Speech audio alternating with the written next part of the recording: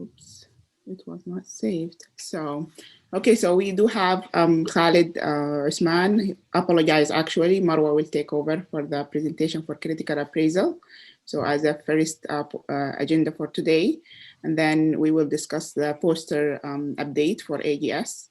And then we will have a chat with our all residents to be this July to share their where they matched at and their why that was their choice, and maybe some tips for us and what to work on. So, and definitely question and answer with everybody. So Marwa and Ali, if you are ready, you can share. I will stop and then. Yes.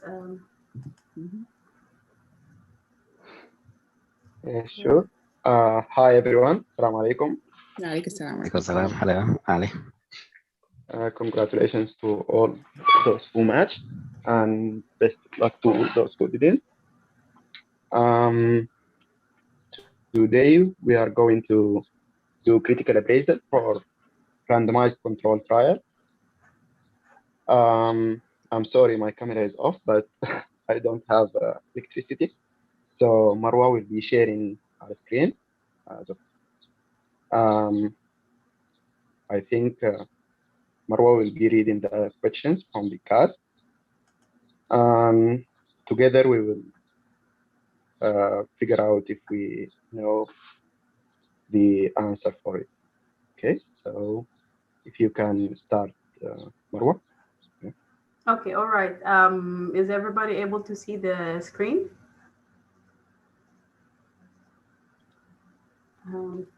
Yes. Mm-hmm. All right. So I'm gonna transition between the cast questions and then back to the study.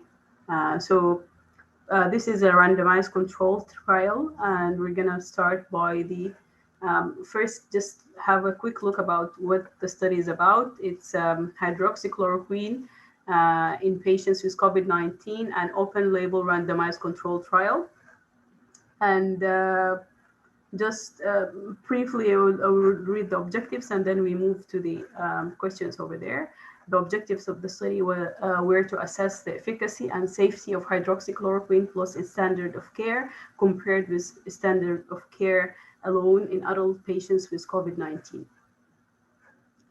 And it's done in a multi-center and had 150 participants. In those who took were given the hydroxychloroquine in the treatment arm, and the other group were 75 patients who only had standard of care alone. And these are the outcome measures and results. So we go back to the CASP here. So regarding the first question, the main objective of the first set of questions, they're organized in 3 groups, A, B, and C. The purpose of the first group is to answer the question, which is, are the results of the trial valid or not? So we start with the first question here. Did the trial address a clearly focused issue? Okay, sorry.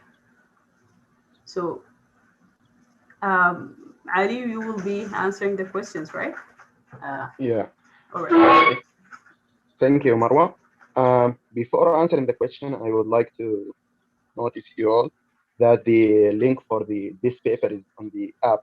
So if you cannot follow on the screen on Marwa's screen, you can do that in your laptop or whatever. And also the paper, I know that the idea was to study papers from JAMA, but this paper was not. It's actually a preprint, and it's not peer reviewed and so on. I thought it would be more useful because if the paper has already been published, it's more likely to be good quality and so on. So I think this one is better, is a better one to practice on.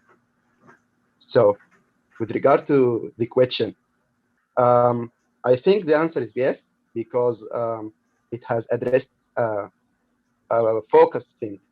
The study aims to study the efficacy and safety of hydroxychloroquine in COVID-19 patients.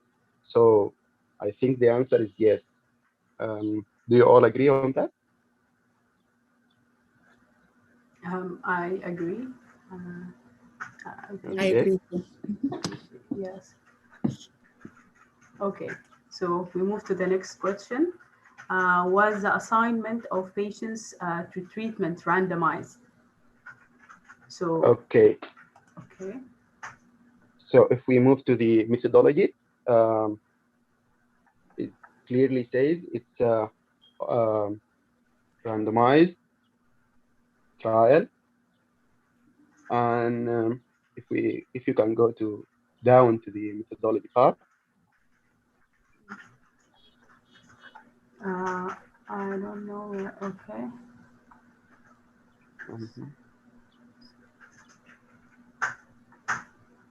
Results, main outcome measures. I think it's in this part, maybe in the participants. They did, I didn't find the dedicated methodology part, but it's Yes, from maybe, the design. It's here mentioned that it's randomized, and maybe in this part, maybe they mention. yes, it is randomized, but I wanted to show you in the full text they have a detailed description of how randomization has occurred by the electronic system and computerized one, and the drug and the decision to assign a drug or no drug was done by the computer. So it is randomized. I see. So I see. I sorry, I didn't pay attention to that. I moved to the full text version of the paper, and I think this way we will find definitely the methodology. Yes. Yeah, sure.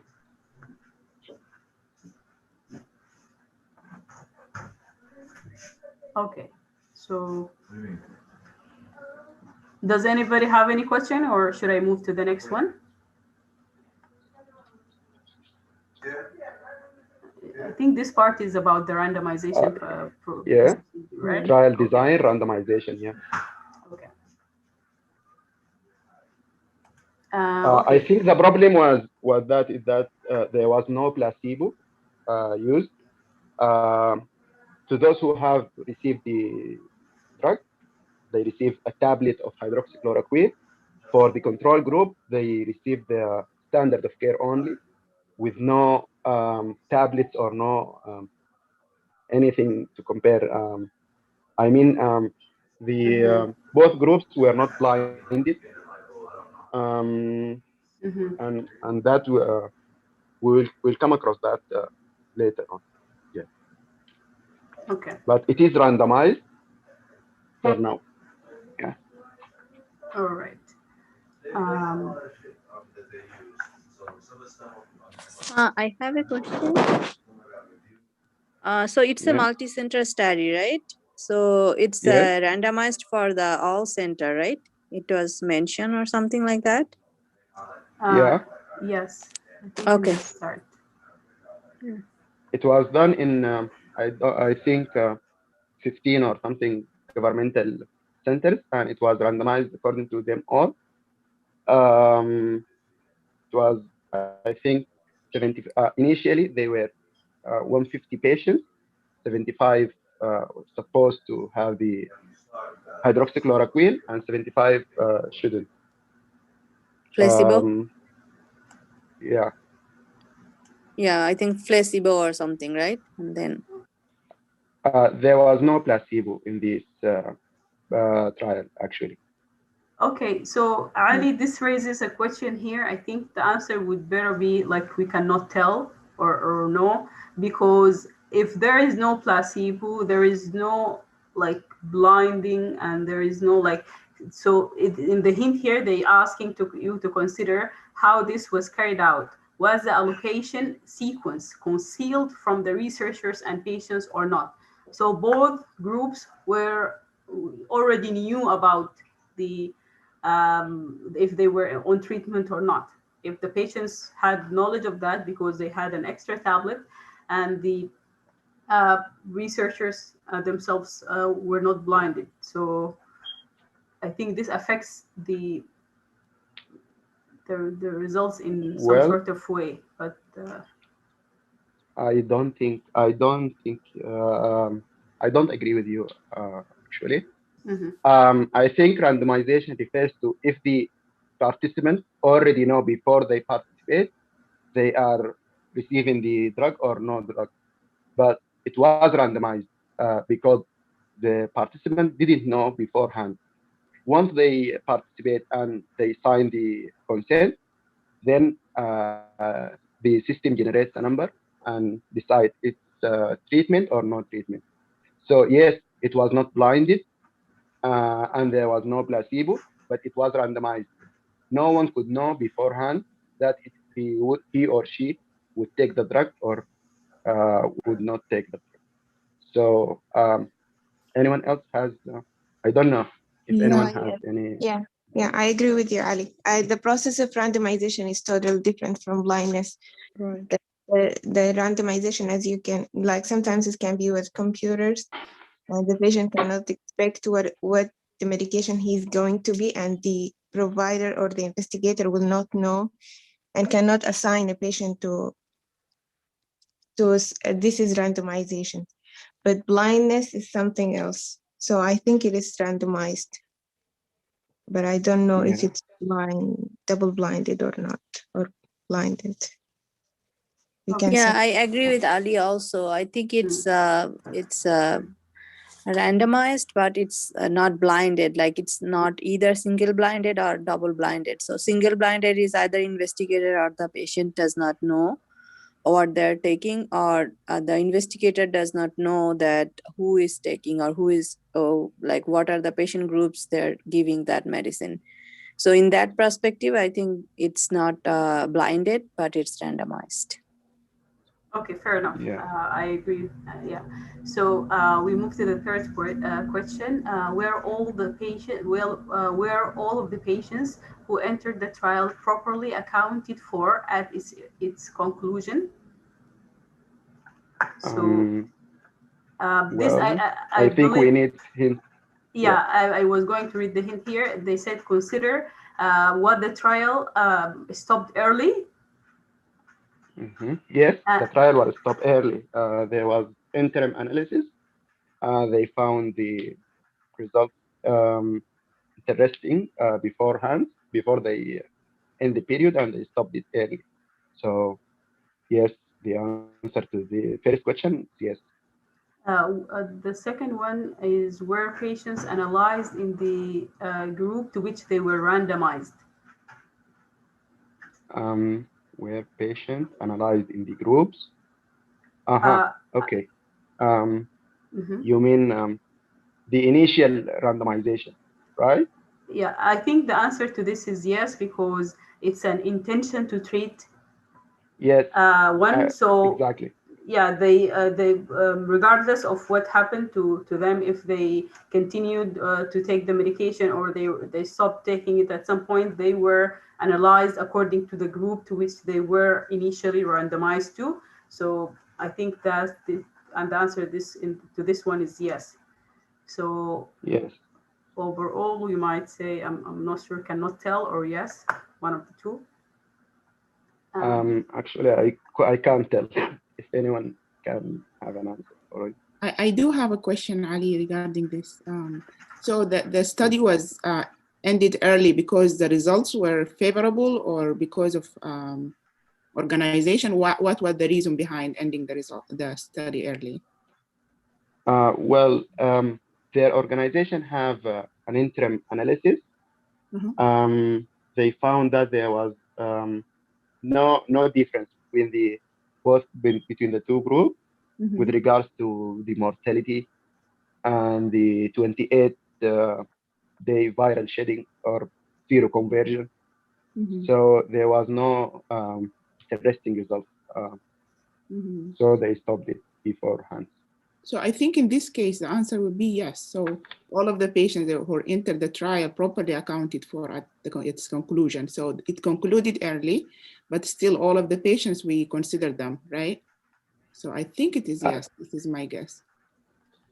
Yes, I think in that case, if we would say no, if for example the drug had serious side effects and they had to stop it at that point or something like this. Exactly. So that's not the case in this situation. I agree with you. Yeah. So no patients were dropped because of some side effects. Actually, I just remembered one thing. Sorry. I think one of the participants refused to take the drug before completing the 14-day period because of the diarrhea, I think. And one also withdraw consent. So not all participants accounted, I think. I don't know. Because of these two participants, would it matter? Okay, I understand your point, but since the analysis was an intention to treat, so these patients will be accounted for in the results, in the groups to which they were randomized initially. This is the meaning of intention to treat. So the answer would be still would be yes, even though some of them withdraw from taking the medication or something like this. Still, the result was an intention to treat. So I think they were accounted for at the conclusion anyway. So okay, that's good. I agree. So okay. I think we agree on that. It's worth continuing. So we move to the next points quickly. Were patients, health workers, and study personnel blind to treatment? And that's a big no. Okay. All right. And were the groups similar at the start of the trial? Well, Marwa, if you can switch to the paper, okay. You can see in the appendix a table. Okay, just a second. This one? At the very end, I think, showing characteristics of both groups. Okay, so I went too far.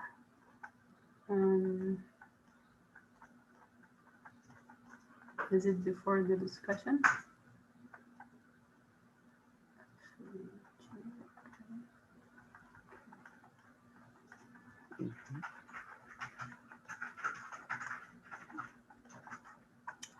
So sorry, I didn't read the whole paper. Yeah, no problem.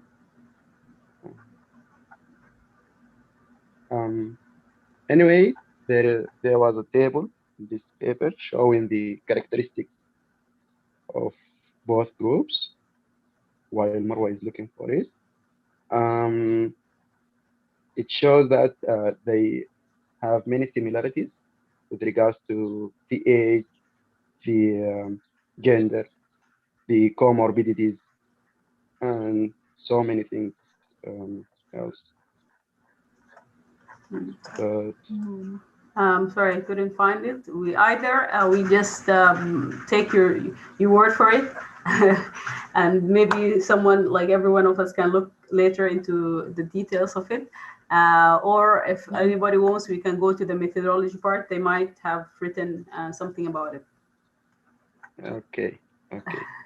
But I think they are we not can perfectly matched, but Okay. yeah, they have similar characteristics. Okay, perfect.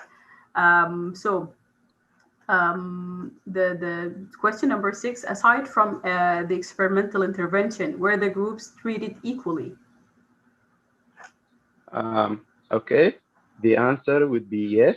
They all have the standard of care treatment regarding the oxygen and the other drugs for COVID, whether fever medications or whatever lab results and follow-up and so on. But I think there would be a problem because the investigators were not blinded. I think it would introduce a bias for Hawthorne effect, or I don't recall it actually.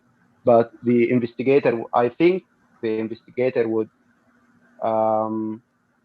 do maybe in subconscious or consciously would focus on the treatment group more. I don't know. But with regard to the standard of care, they both receive the same management. So I think the answer would be yes. Okay. So I think in conclusion, we can say the results are valid with some reservation regarding the blinding, which might reduce the validity or affect the overall value of the results. So Yes. we move to the second part. The second section is what are the results itself. So the first question here in this group of questions is how large was the treatment effect? Um, the hints here are outcome measures, the primary outcome measures clearly specified or not, the results, what results were found for each outcome. Okay. So if you can look for the primary outcome, it was the zero conversion or negative conversion at the 28th day. I think. Yeah. Yes. So it was specified, right? This is the main outcome: 20-day, 28-day negative conversion rate. This is the primary, and the results were what was the second question? Sorry. Um, yeah. What results were found for each outcome? Okay. So the results were that there was no difference between both groups with regards to the primary outcome, but there was a significantly greater reduction of CRB. You can see it. CRB was significantly reduced in the treatment group, and also the lymphocyte has recovered way better, more rapid than the control group. So these were the results. The lymphocyte count, I think it was not. It was not statistically significant, as mentioned in the results. Okay. So I just want to add one point here. I read this part. I think there was like overall like clinical benefit of using it in decreasing the symptoms that the patient suffers from, and with an odd ratio of 8. But the one thing that I can comment is like it's like a very wide confidence interval ranging from 1 to 71. Although it's statistically significant, but it reflects the small number of patients studied, I think. yes, actually, one of the major problem to this trial is the small number. I think it's 70 patients received the treatment and 80 has not. So all they are 150, and I don't think it would. You can catch statistically significant difference with this sample size. Okay, agreed. Um, so, Do you have any questions, guys, so far? Okay, you can continue, Marwa. No one has a question. all right. So, how precise was the estimate of the treatment effect? The hint is what are the confidence limits? Okay, this is, I think this is one of the things that we commented on earlier. Yeah, exactly. I think it's, you have answered that. Okay. It's the confidence interval from 1.9 to 71, so it's very wide. Not precise. right? Yeah. All right. I think the other thing regarding the first part of the study, there was no difference. It was statistically insignificant result with the p-value. Yes. Actually, I think they assume there is a difference, but the study found that there is no difference. That's why the p-value is like they have a very big p-value reflecting the small number of the study participants. Okay, Yes. so moving to the following question: can the results be applied to local population or in your context? Mm-hmm. Um, what are the hints?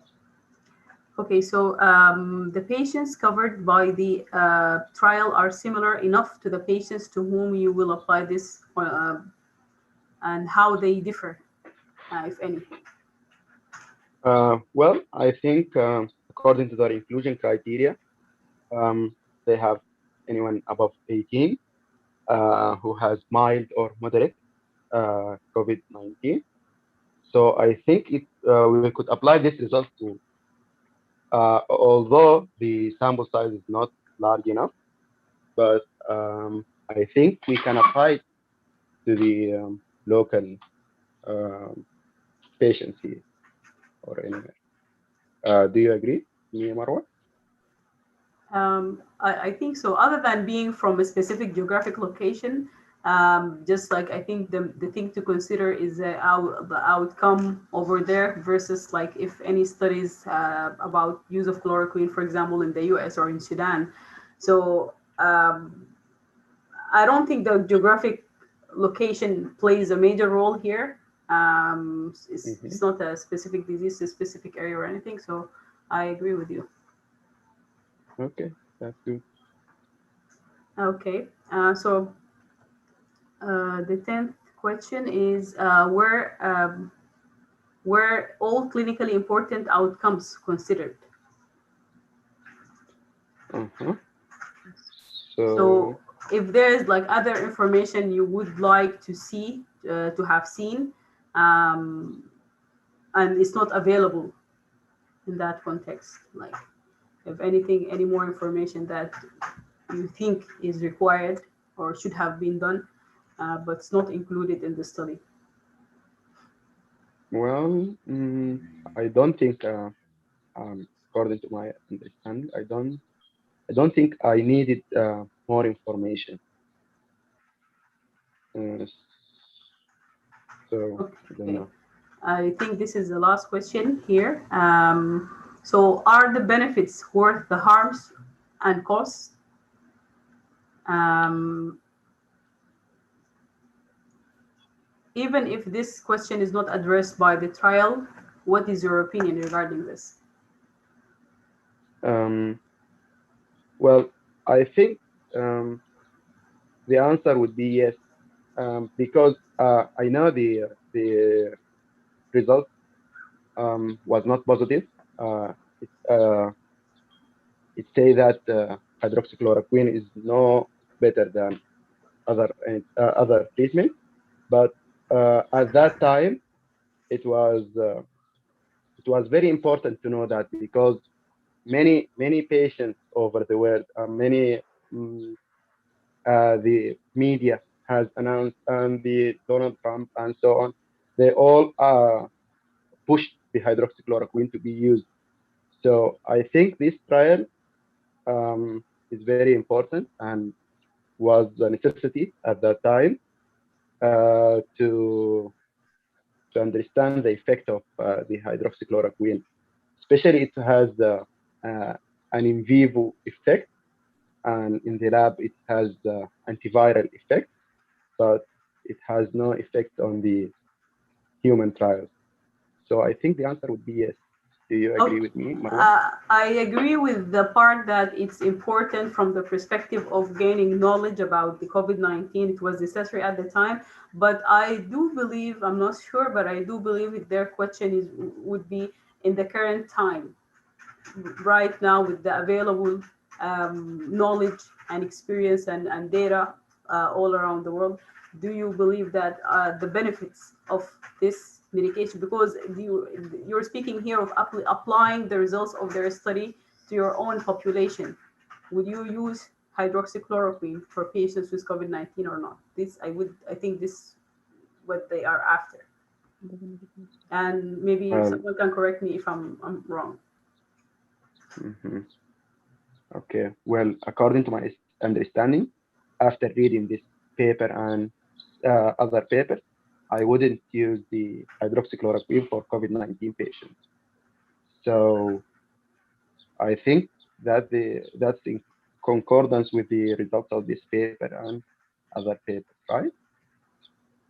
Yes, I agree as well. I agree with you, Ali. If I can add a point, I think COVID is something new, and whatever trial is there, it's worth the try. Everybody is trying to find the solution. I agree with you. It did not came with positive results, or in other sense, it's positive. So people are refraining from using hydroxychloroquine because there is no benefit. So I think it's worth the trial and it's worth the costs. And luckily, there is no much harm on that. So they stopped the trial early on, and they cut the cost. So in my opinion, it's worth the trial. Yeah, exactly. Thank you, Lubaba, for the great input. Yes. And also, I think, hello?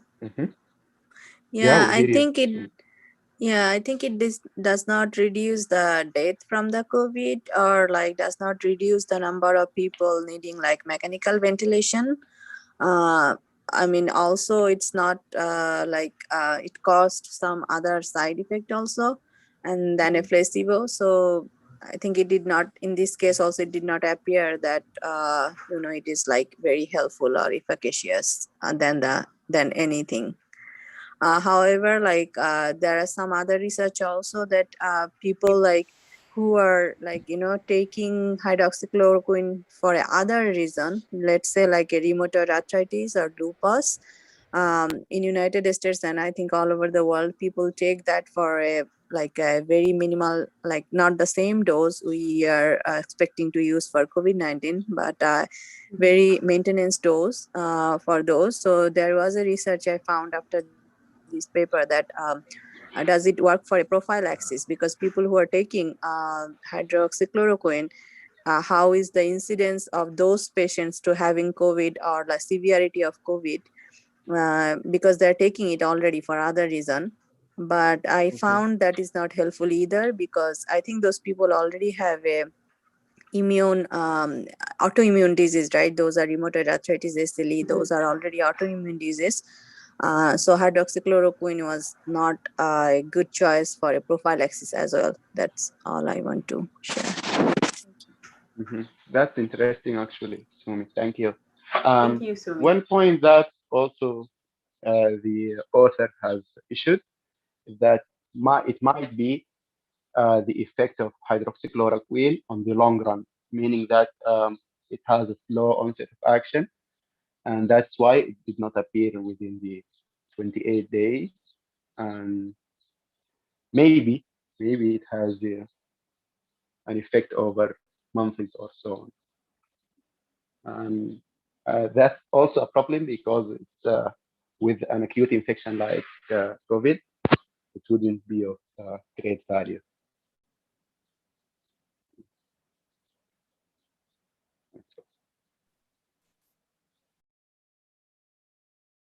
Perfect. Thank you so much. Do anybody have any comment or question regarding the critical appraisal? Any points need to be clarified?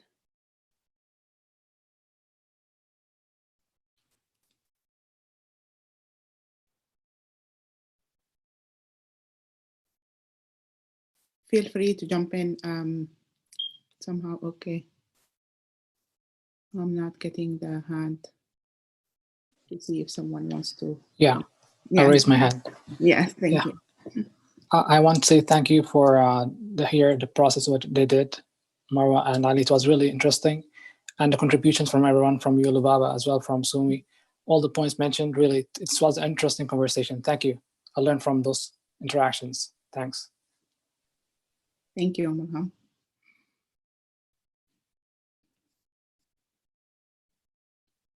Anyone else?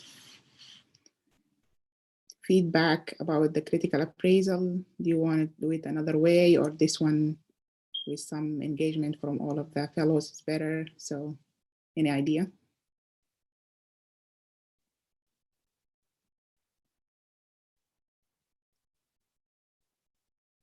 If nothing else, we can move to next part and here's some updates about the poster preparation for the upcoming AES. We will start with the leader, maybe Mulham. I see you first on the list. So if you want to update us regarding our poster. Thank you, Lubaba. For the poster, unfortunately, because of the last week and how chaotic it was, I wasn't able to do anything in terms of the process, but I want to say that we included Khalid Osman as the fourth partner in the group. So we are 4 partners at the moment, myself and Khalid, Adam and Khalid Osman and Tamador. So we are working together for this project. And hopefully in the next week, we're going to meet together and at least make one meeting so we discuss everything. I'm going to share an email in the next couple of days so that everyone knows what should be done. The plan and the aim is to make sure that everyone is involved in terms of one involved in introduction, one in the results and the methods, so that everyone has a poster part that they're involved with. And as Dr. Nader said, the goal is to make sure that we understand the process and how is it done and learn from the process and the experience itself. So my part and Khalid Adam will be the recording of the presentation of the poster. And for that, it will be Khalid, Osman and Tamador. They will be involved for the Q&A and the poster presentation, which will be in, I believe it's 13th of or 14th of May. That's so that's the plan and the goal of the project, hopefully. And I had a discussion yesterday with Khalid Osman, and he has one question. And yeah, his question is important.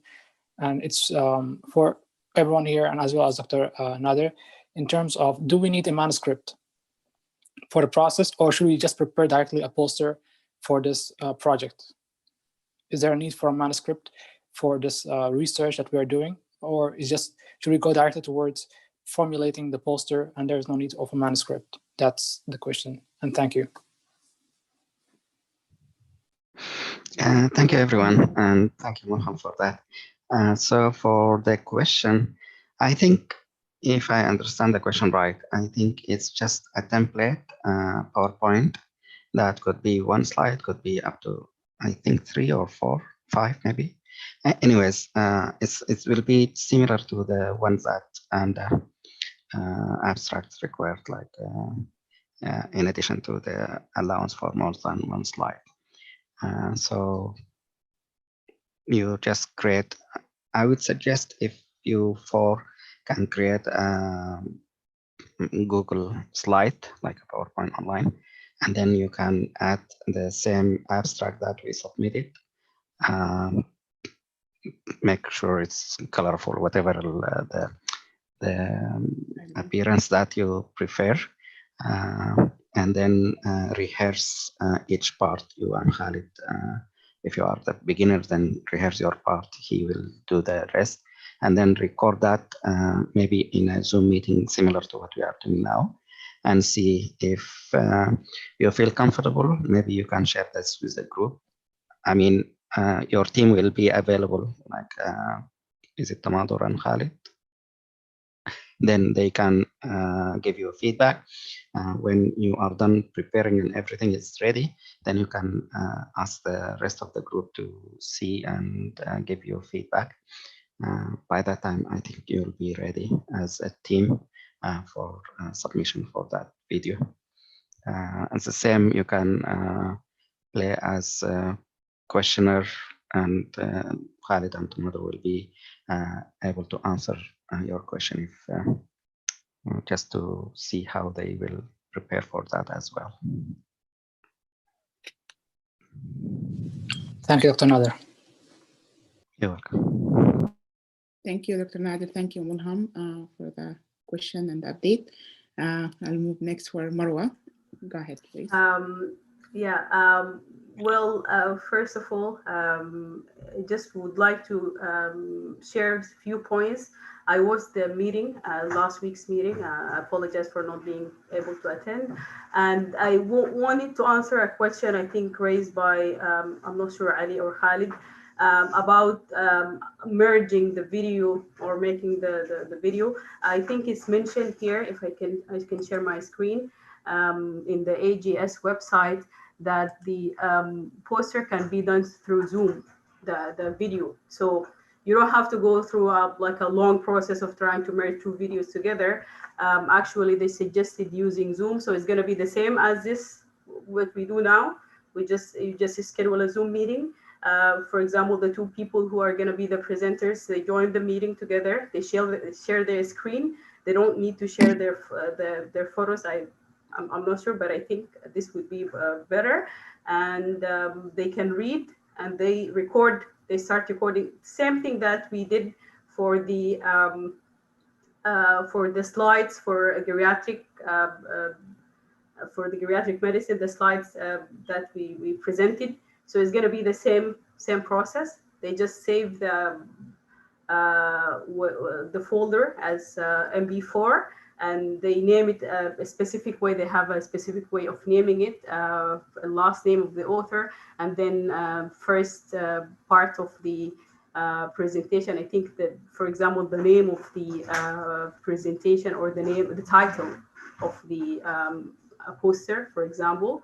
So that would solve any problem trying to merge or go through a lengthy process of doing that. This document, I can share it to the maybe to the group and in the app, or to the WhatsApp group. It's available through the link that Dr. Nader shared with us. The email from AGS. If you go to any one of them, the acceptance email, you can go through to the details about the poster, the e-poster, the instructions, and even the templates. So this is the first point that I wanted to say. And the other thing, I recently had the chance to, just today actually, had the chance to go to look at the ResearchGate. It's really nice, and thank you, Dr. Nader, for introducing that to us. And to my I wasn't aware of the fact that the two abstracts that we submitted for AMDA were actually published. So this was something new. I didn't know about it, but I think this raises some the issue of do we have to send them email to AGS regarding this, because it's something that's already published regarding the case report. The other three projects were good. There's no problem regarding the case report. We will have this. We will have to face this issue, because I was under the impression that it's just a presentation in an annual meeting. So there's no problem presenting here and there. So now we just need to look at that. And actually, they have the. I looked at Lubaba's the paper for depression. They have it as open source in JAMDA, and regarding the case report, they have it actually. You have to request it, or you have to pay fees even for that. So good for them. They're earning money from that. These are the only point that I wanted to share regarding the poster. I think the first part is we need to contact AGS and just double check this point first. Regarding the team, we are a team of 4, myself, Ali, Lubaba, and Roa. So we will, in any case, I think because this is a good experience for us, we will be working on the process of just maybe preparing the slides and the video in any case, and hopefully we can present in AGS as well. I don't see any problem with that. So yeah, I apologize. We haven't made any further steps these last 2 weeks. Were very hectic and busy. Thank you. Thank you so much, Marwa, for the update and the great news. I didn't know that they published both abstract that we submitted. This is good, really good news. Dr. Nader, go ahead. So I agree with you. It's a very good news that everything went the way we want. And now Marwa is a rich person. You have some. So regarding the abstract of the case report, why don't I assign you? You are the delegate, Marwa. Maybe in the coming days when you are free, contact AGS, see what they can tell us. If they want us to go ahead, present, and go with all the steps, that's well and good. If they say no, you already published that and you cannot present at AGS, I don't think this will be the case, but in case they say that, then we will withdraw.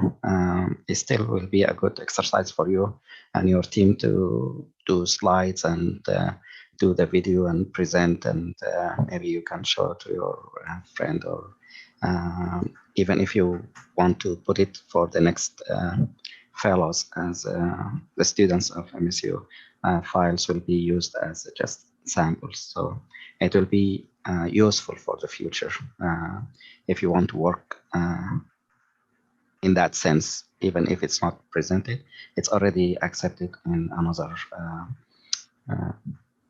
platform or the AMD. But it will be a good exercise for your team to work I on totally agree. PowerPoint and video and presentation and so forth. So you'll be relaxed, at least, no pressure. If you can do that, that would be great. And the rest, I think every point you raised are important, and I think people can look at the requirement and follow the instructions in that. Thank you.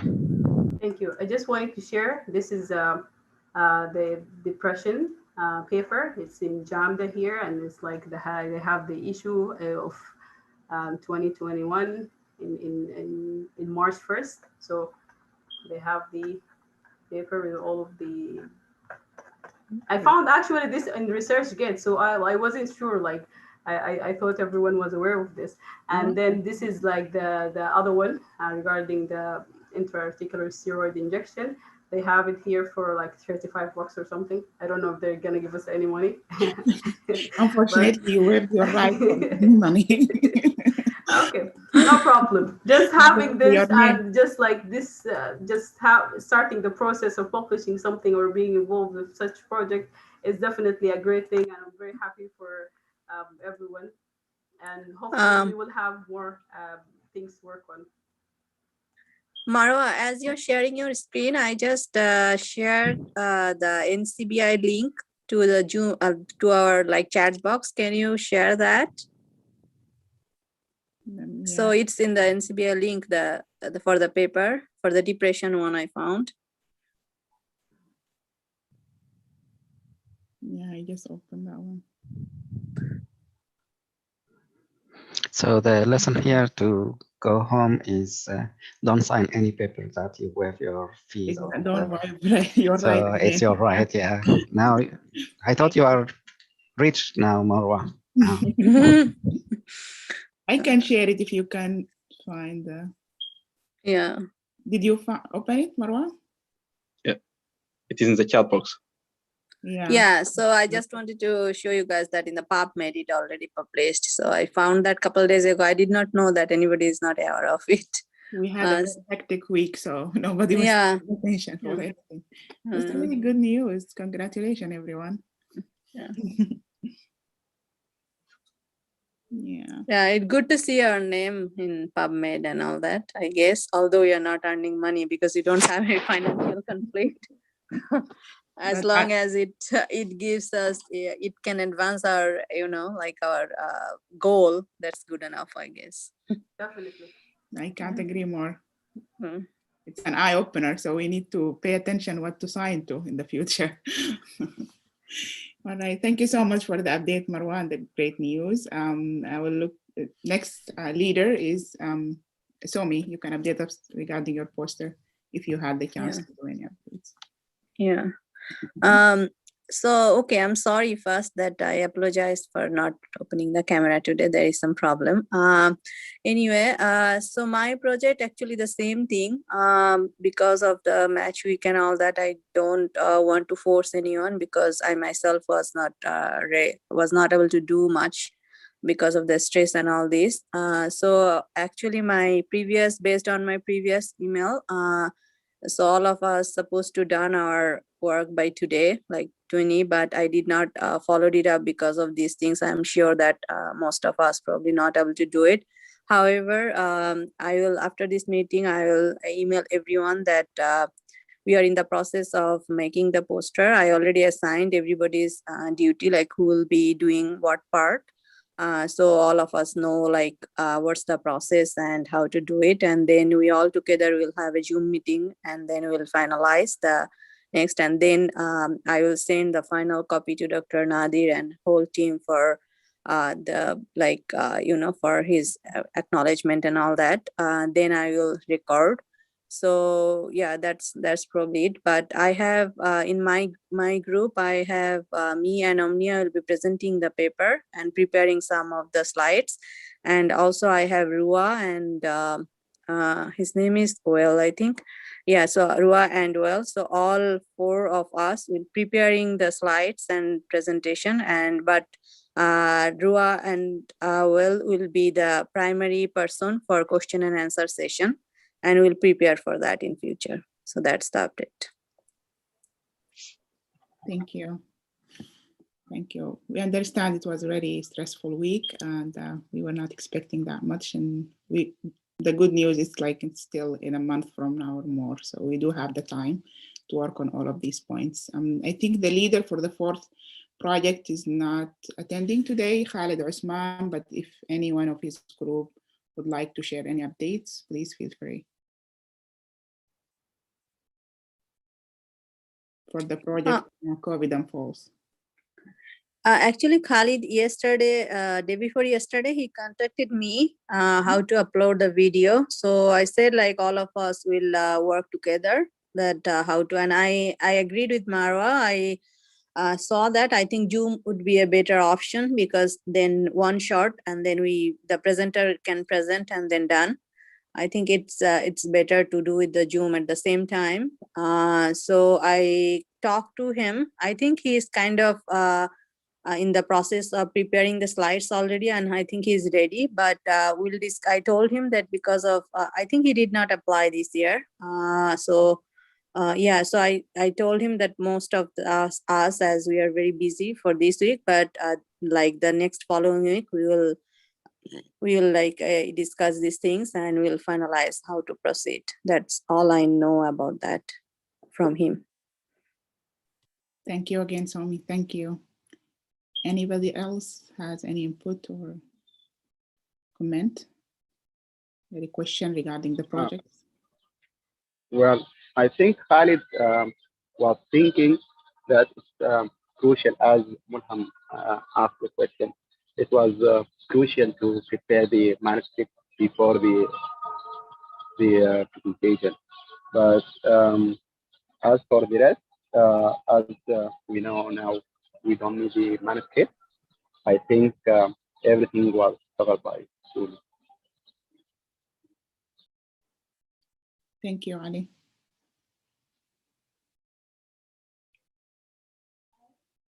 Anyone else? Comment, question regarding the projects?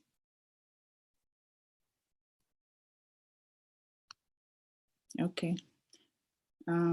If you remember any question regarding the projects or anything, we can go back to it. So I think next is going to be the most exciting news for this week, celebrating our resident-to-be.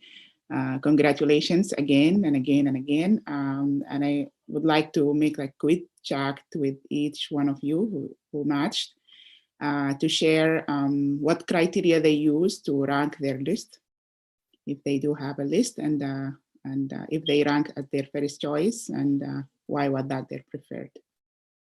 I think I'll start with you, Mulham. Go ahead. Thank you, Lubaba. Hopefully soon you two will match. and everyone who didn't match. Mhm. I do have something that I prepared, if you would allow me to say it first. Sure. Go ahead. I want to say that really this journey is difficult and crazy at times. And the most important thing is the people we meet. Those are the most amazing and make the journey really enjoyable. And I was really fortunate to have met you all online. I really consider you as true friends. And I hope soon to meet you in person whenever it's possible. And I want to tell you that when I had that message that I had last week of getting matched, I recall all difficulties that I had from my past. A deep breath that it was subconscious. And I felt as if something really heavy was on my shoulder, and suddenly it's there no more. And for the ones who match, I know they have that, and the ones who didn't match, soon you will have that feeling as well. Because we will work together and support one another to make sure we all have this feeling soon. And hopefully it will be in the next couple of weeks. But if it didn't happen, it will be in the next couple of months. So don't worry about that. Okay. And if you will allow me to say that, I was told that I won't have a chance based on my scores, because they said the whole process is scores and only scores. I believe that I will be an outlier. And I shared before, I believe, and I literally have in a strategy plan in my iPad, I wrote before 1 year ago how I'll get between 5 to 10 interviews. And I got 8 interviews, even though I don't have a score, based on what people said. I never believed in what people said. I believed in numbers and how I can prepare a strategy. I discussed with you before about the NRMP charting, and there are certain things that program directors are looking for. Those that are the things I worked on it. And the last thing that I didn't have before the match, or a couple of months before that, was the research. And it was the last puzzle part I needed, actually. That's why I'm very grateful for Dr. Nader for placing that last part in my puzzle, because he made me complete my puzzle completely. And that's why I got to the number I got. I got 8 interviews. I'm very grateful to Dr. Nader and what he did for me. And I really think that even Marwa, the number she got, I think, is based on her hard work first for the step 3, because she got a really good score, mashallah. And also what Dr. Nader did here. She impacted her, that CB. And everyone here, this right now is really big. And whenever you feel you're ready, we can have a talk if you didn't match, and we can make sure that if there's something missing, we definitely going to add that to make sure you are also someone who's going to get a good number of interviews, and hopefully, and inshallah, you'll match soon as well. So there's a lot of things we can do together. And let me share with you the things that I worked on. I worked on my CV. I'll make sure that letter of recommendations are strong, research publications, teaching skills, and the card trick. I told you about the card trick. I got invited from, which is a business card.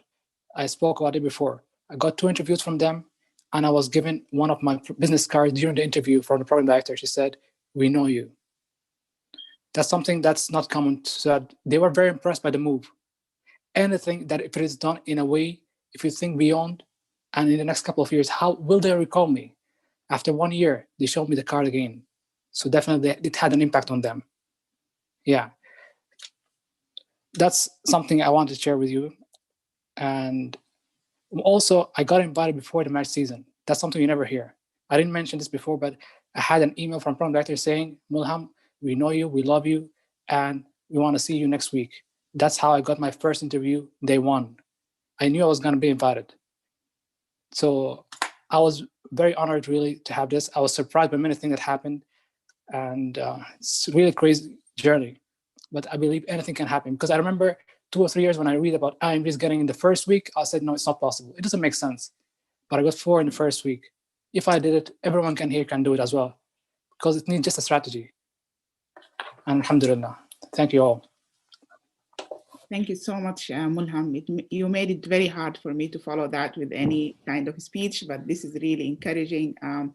It's really well deserved. I really salute you for what you did. You paved the way that you need to, and you accomplish what you are willing for. So this is really grateful. And as you said, we look forward to meet every one in this group in person, and we are really honored to be a colleague and friends and everlasting relationships. So thank you so much, Mulham. This is really grateful and encouraging. And whoever feel like he can follow up Mulham, go ahead.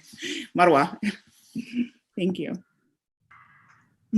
Wow, as you said, like you made it, you said the bar hard. First, just an honor being here with you and just sharing my, like, just few things from my experience. And I really appreciate the chance of being part of this fellowship. It really meant a lot to me. And I would say this is one of the very big things that made all the difference in my application this year. And for example, like I applied last year, the year before, like the previous cycle, and I had 2 interviews. This year I got 6. The only difference was, yeah, I got the green card in between, but I think the main thing was having research experience. Although didn't have any publication, but mentioning it, I almost most, like I would say 5 out of 6, or maybe the 6 of them asked me about my research experience, and I think it made all the difference there. So I'm very grateful for Dr. Nader and for everyone. It's really great being part of this group. So thank you very much. It's just, I would say everyone's story is different, and everyone have their own, I would say, ups and downs and struggles and the thing that they needed to work on, and the red herrings or whatever. So I would say for Mulham, you really are inspiring. Like, I truly mean it. And it's just like, it's not like your success is not only a success for you, it's an inspiration for someone else who will be in the same situation and will be inspired that I can do it, I can match, and I can match in one of the best places. I can do, I can dream big in it simply. Exactly. So I think this is just, we just share the responsibility of sharing such message, and just being positive and share a positive message that this can be done, no matter what your situation is, no matter what things, like, for example, I didn't have the privilege of applying to many programs because they hadn't, like, clear 5 years cut point. Otherwise, we will not look at your application. But there were still our programs who are flexible, who are willing to look just beyond this number. So it's like the number can be like, I think nobody should be just summarizing it like a number. This number means all the thing. No, it doesn't. This like a whole story behind these numbers, and a lot of things. So the scores are just a number. Age is not just a number. Years from graduation is just a number. I think we should treat it that way, and we should believe in ourselves that we can do it, and this will be inspiring for others as well. Thank you. Thank you. Thank you, Marwa. Great speech. Well deserved accomplishment. So next is Khalid Adam. Go ahead. Yeah. Hello, everyone, and good luck to those who match, and also good luck all of you who didn't match. I will just give a brief about my story. I graduated 2008. And I just finished. I have 1 year of clinical practice in Sudan, and then I don't have any clinical experience here in US, so I have a huge clinical gap. Also, I have something maybe like a very red flag to someone if like the gap between each step and the other is like almost 3 to 4 years. I have like my own reason or justification for that, and I clearly stated that with all honesty in my personal statement. 2019, I started clinical rotation with one of my mentors, Dr. Lee, and she clearly stated to me that, Khalid, these people, they are not going to take you unless you have a research experience. And since you told me this, I look everywhere in LinkedIn, in any Facebook group, whatever. I started to the hospital. I reached to everyone. I couldn't find any opportunity to do a research. When Dr. Nadir gave me this opportunity, it was a huge step for me, and it opened like the door for me. And I'm very grateful for the opportunity for Nadir, and also I learned from all of you uh, every day. And the other part of of my journey, I have a very low score in step one. I wasn't prepared well. I came from Sudan and I just took step one. I just like barely passed. So I think if I have all these red flags, my advice to all of you, you didn't match, just stay very positive and optimistic and never give up for whatever reason. Just every day or every month, try to look at your CV and make sure that you add something positive to your CV. But never stop, and you will find someone will find your CV very valuable, and they will understand. And I think recently many program directors they change their mind. Scores and numbers are not everything, and it is not something that to define a human being. And medicine or life is more complex than just a score or number of exam. So good luck everyone, and if I did it, and I'm very sure you will do it, and many of you I believe or I think their profile is much better with common concept about residency and matching. You have it, and as I read somewhere there are two ways of people to be chosen for residency. By selection, if you have like graduated within 3 to 5 years and you have like a very good scores and a good CV, or if you are accepted by chosen that someone interested in your CV. And I think that part, no one will do it. You have to do it yourself, and you have to work hard for it and never give up for whatever reason. And good luck, everyone. Thank you. Thank you so much, Khalid, Adam. It's really encouraging story. And as you said, it's really assure us there is no standard. It's just like your hard work will pay off at the end of the day. Next, I'll go to Omnia. If you would like, please share us your story.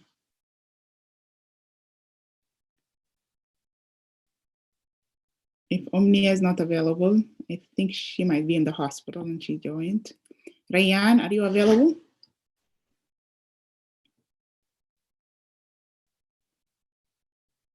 Hi, yeah, I'm here. But I don't know what should I say. That's right. But yeah, congrats for all those who match, and good luck for them. Others, hopefully you will make it next season. Um, just hang in there, and your hard work will be seen. I I literally had no one to support me in this journey. Lately, I got married, but when I moved to the US, I was 22 years old. I moved by myself, and I was kind of homeless, has no job, and I had to study for my USMLEs. And so I was working as a cashier, and I took my step one, just I rushed for the exam. I got a really low score.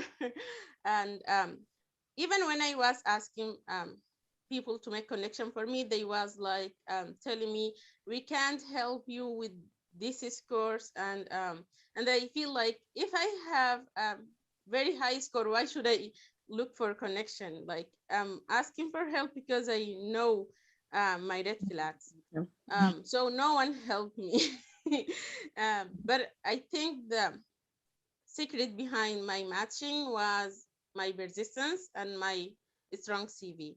I practiced medicine for 1 year in Sudan before moving to the US, but I did a lot of things here in the United States, and I made a good connection. And my letters of recommendation was written by heart from all the family physician whom I shadow. So and they just been a friend after that.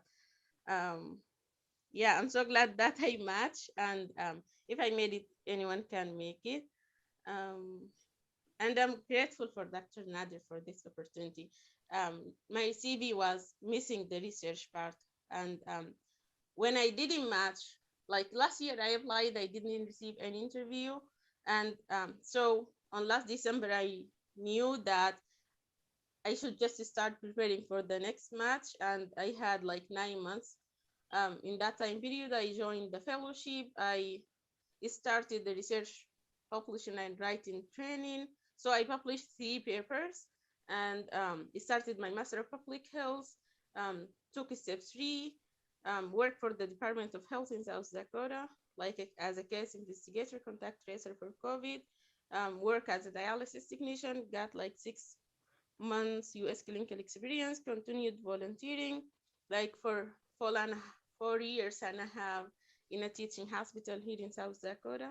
So I was like literally spending 15 to 16 hours a day between study and work and having multiple things. Plus, I have my baby at home. So I really went through too many struggles. But I'm glad that I made it. And congrats, everyone.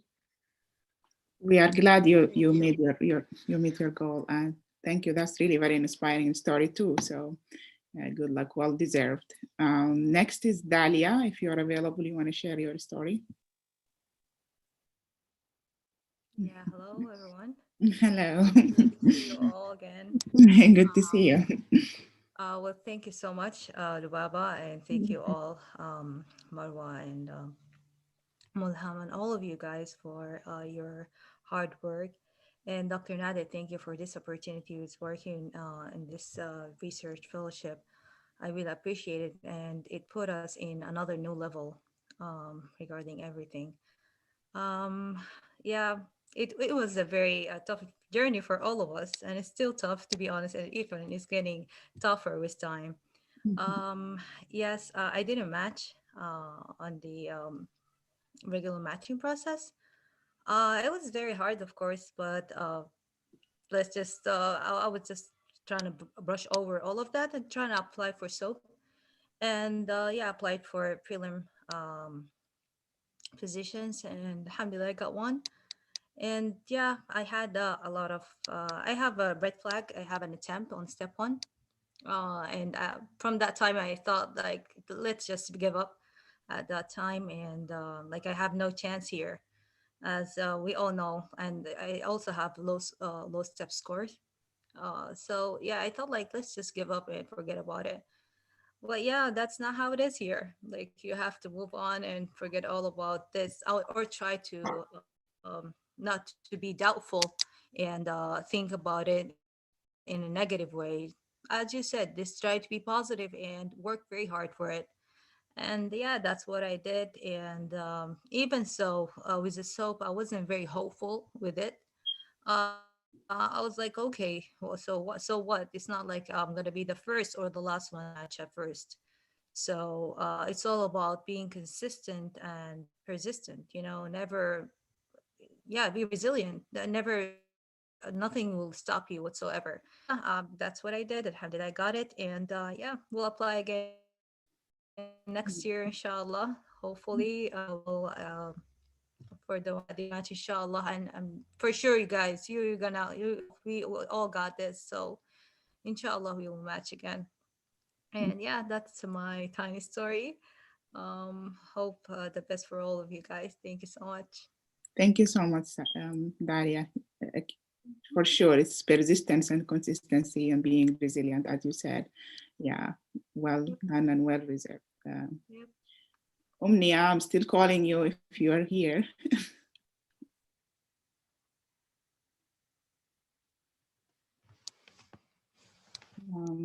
I don't think Omnia is available. So anybody else want to share anything with the group? My question was like, did you guys match at your first choice, and why was that your first choice? What's the criteria that you used? Feel free to answer, Marwa. Well, Alhamdulillah, I matched my first choice. I'm very glad because I'm someone who's like, when I believe in something, I feel like none of the other options matter. So I was very tense هذا يا اخوان خليهم before the يلعبوا معك. result of the specific before the match day. I was very tense even after knowing that they matched. I was relieved definitely, but I was still on it. So my criteria for choosing that program was simply I felt this is where I belong. This is a place that I can feel happy working in. I loved the environment, and I felt very comfortable during the interview process. It was my last interview, and I think this helped. And this is just like I think this is a piece of advice I would give to everyone applying at any point. Try to put your like favorite program a little bit at the end. Um, so I'm very glad. And otherwise, it's a good program with good fellowship grades at very nice, very good places, respectful places. So I feel hopeful, and inshallah, I will do my best to deliver. We are sure of that. Thank you for sharing. Mulham, do you want to tell us what is unique about Sunni State, Upstate University? Thank you, Lubaba. We know that. Frankly, when I started, the communication with Sunni Upstate started 1 year ago, actually. So, subhanAllah, I remember my brother, had a talk with him during the season when I had 6 interviews. He was like, did you get any? I said, no, I'm waiting for Sunni Upstate. That was like literally a couple of days. I said, I'm going to send a message 2 days from now, and I will be waiting for their interview. I don't know, I had this sense that I built up a connection for about a year, which will get me the interview. And I formulated a message which will bond with the program director in a way which he'll feel that he want to provide me. But then all it depends on luck. And I'll feel I was lucky. I just had it in my gut, and I sent him a message, and subhanAllah, within 1 hour or 2, he got me an invite to the program. And I feel that I will share that interview itself because it was very unique, and there was a bond between us. It was very quick. But why Sunni Upstate? Very early, I knew this program is something that I'm looking for it. The reasons is it's everything I'm looking for. I always dream big. That pushes me to work harder and harder and crazy at times because of my dreams. And so I did the teaching part and all part, and I want to build up and to learn more. This program, it has a teaching part, it has the research, it has the fellowship as well. And I had that in my mind as well. So it has everything except the weather. It's very cold there in Syracuse. So yeah, that's unfortunate. But you can never get everything, right, in life. So that's why I applied to Sunni Upstate. I was very hopeful that I would get invited from them. And alhamdulillah, I got most of my interviews from universities. And the ones are affiliated with Johns Hopkins or Mayo Clinic. So they were top programs. And I really feel that I was very lucky, definitely very lucky. And all the blessing from people that I worked with, everyone keeps saying, we wish you all the best very early. And all the blessings from my parents, friends, and colleagues, definitely has an impact. It's not just on the whole hard work, it's everyone impacted my life. And generally, my true happiness was after seeing I got matched, that was a relief, but seeing the joy in everyone I have impacted throughout the last year, that was really big, and it touched my heart really. A lot of friends, a lot of people I communicated very early. Everyone wanted to know, did I match? And they made a party for me during that day in Kaplan. I was surprised that I just started with them a couple of months ago, and they were so happy that they said you, and they made a lot of speeches. And I can't really describe the words, that they chose of words for me. That it was really big and touching, really. And even when I went back, I'm working 2 jobs or 3 jobs. So he said, excuse me for sometimes not being able to attend. And today, after a couple of hours, I'll be going back to work as well. So alhamdulillah, all the hard work, yeah, alhamdulillah. Yeah. Thank you for joining. Thank you. Anyone else want to share points?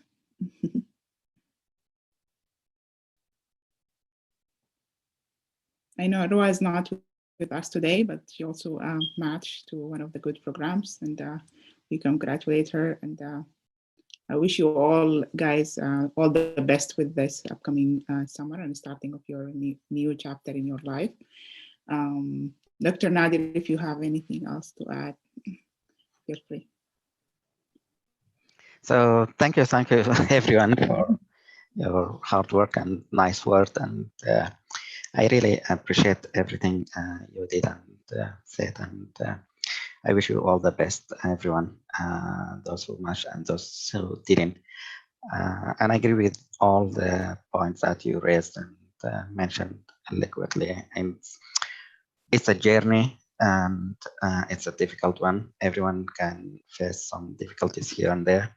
And no matter what, hopefully you will reach your goals. It may take a little bit longer, but if you persist, I think you will reach there.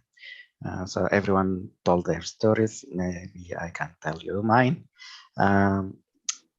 In a nutshell, it's a long story. So I graduated, I came to US, and I passed my first exam with low score. I didn't pay a lot of attention to the score at that time. So I didn't work hard. Basically, I thought it's just similar to the exams back home. And for step 2, first time I didn't pass, second time I passed, but with also low score. That was many years ago. So my chances were very, very limited because of that. I didn't have research experience. I didn't have clinical experience here. So volunteering was out of my CV. So as Mulham said, maybe if you put a stepwise approach to your problem. So I started working as a medical assistant. At that time, I was in Boston, so I joined the hospital. I worked as a volunteer initially, and then I was hired, and then I did some volunteering work after that. But my research started at that point where I worked with someone. We wrote a book. I just helped with putting some information together, and we wrote a chapter. It turned to be a very well-known book in radiology and head and neck. But my part was like, oh, I can do something there. So I helped them and published that. So since then, I work with different other people. The big jump for me when I moved to Buffalo, New York. At that time, I was interested in neurology. So I joined a center where they are focusing only on MS. And the center was doing MRI for all these patients with MS. And the program director at that time was really into research, and he is working very hard in that sense. Every year he is, as much as you did this year, you, let's say, publish 6 abstracts.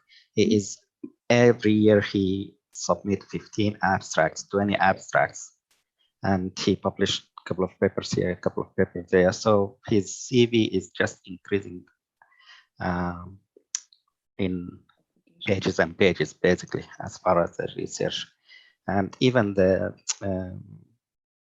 meetings where we publish or go for the abstract, the poster, and then they will talk about him like, oh, his group now, he has 7. Oh, he didn't give us too many abstracts at that time. So he was, so I was lucky at that place where my participation in some of the projects, my name was published with some of his posters and then some papers.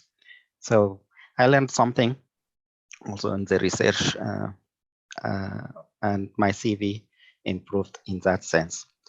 While I was in Boston, I did 1 year of postdoctoral fellowship, which is, I was lucky. I had someone connection.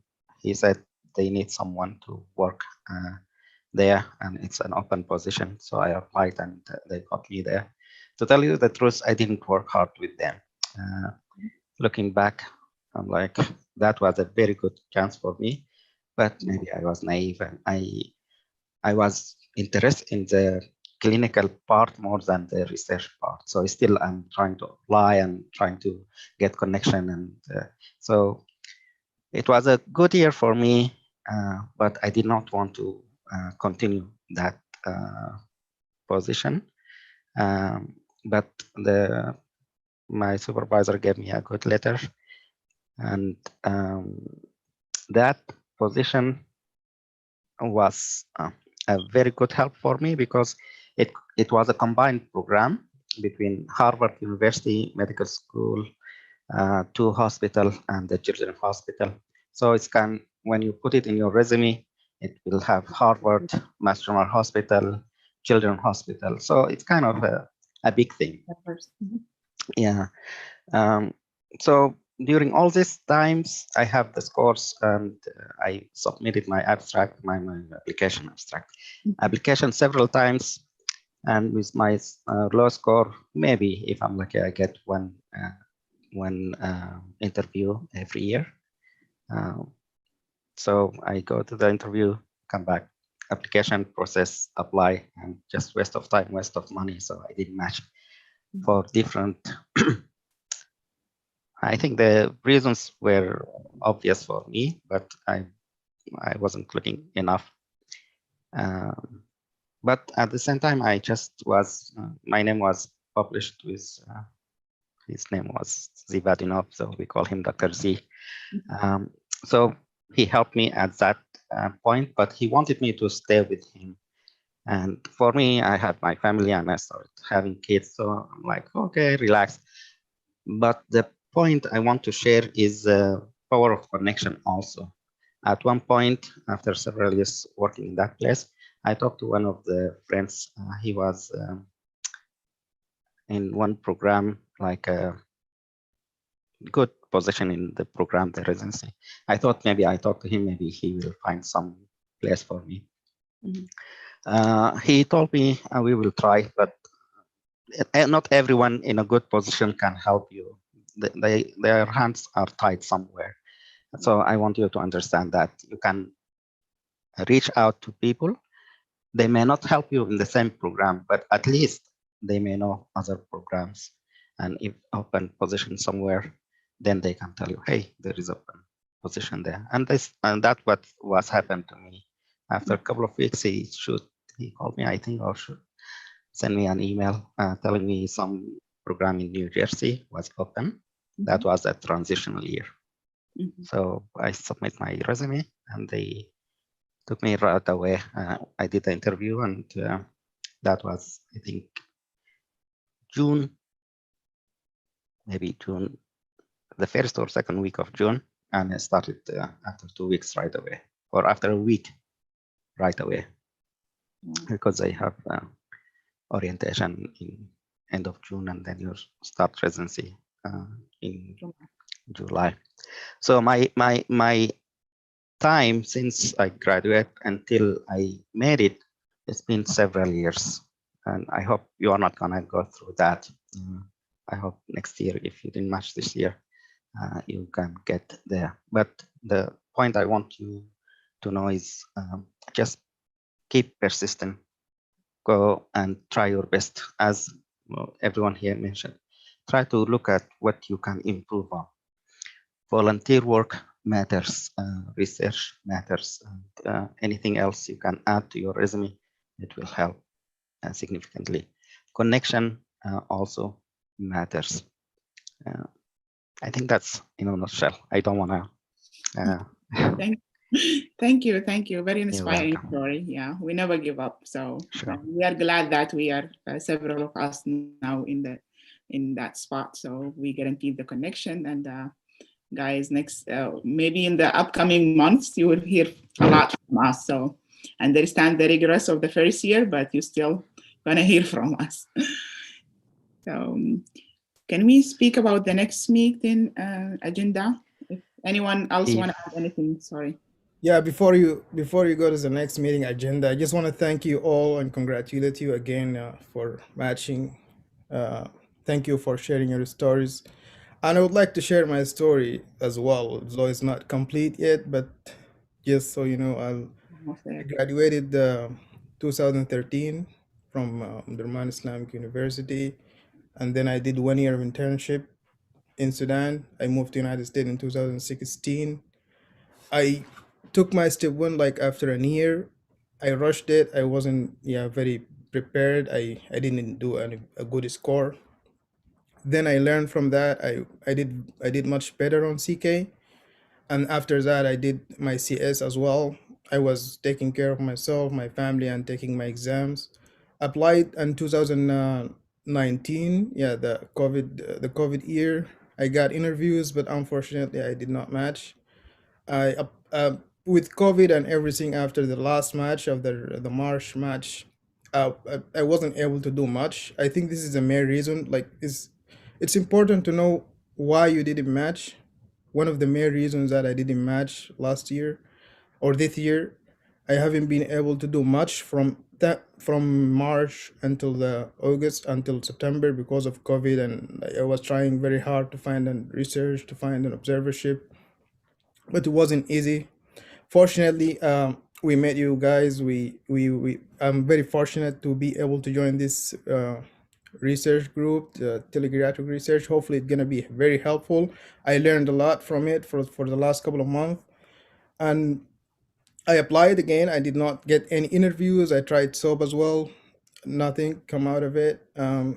I think the main red flags is my score graduation year is a little bit longer than 5 years. But thank you again for sharing your story, and we'll see you soon in residency, inshallah. Thank you. Thank you so much, Wael. We are in the same boat, Thank and you. we'll make it one day, inshallah. Yeah, we'll see you soon, Wael. Thank you. Inshallah. Anybody else wanna add something?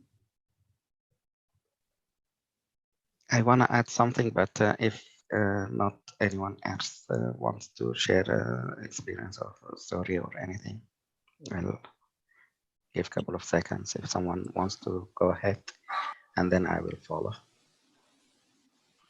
I just want to say that I started 1 year ago, actually, the process of sending first emails to programs. It started in April, and that's how I build connection with programs. So my goal was to start building connections earlier than the season started. It started in April, and I send messages with the subject is searching for a position or a vacancy in a spot in a program.